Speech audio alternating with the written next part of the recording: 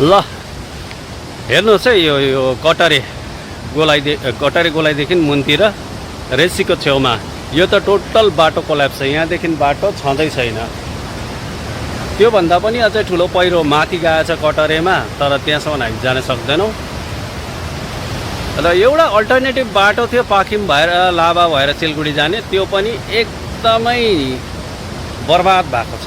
यो total collapse भएको छ वालहरू।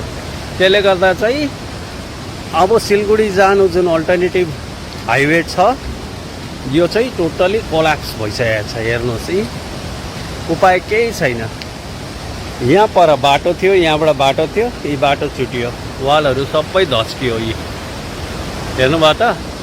त्यसले गर्दा कुनै वेमा पनि निकै समय लाग्छ, वर्ष दिन पनि लाग्न सक्छ। यो खोल्ने कुनै उपाय छैन। टोटली कोल्याप्स छ। होल बाटो नै कोल्याप्स छ। अझै यो माथि अघि भनिहालेँ त्यो कटोरेमा त झन् बर्बादै छ बाटो। त्यसले गर्दा लाभा जाने कुनै उपाय छैन। लाभा भएर गोरुबथान भएर सिलगढी जाने कुनै उपाय छैन। अब हेरिहाल्नु चाहिँ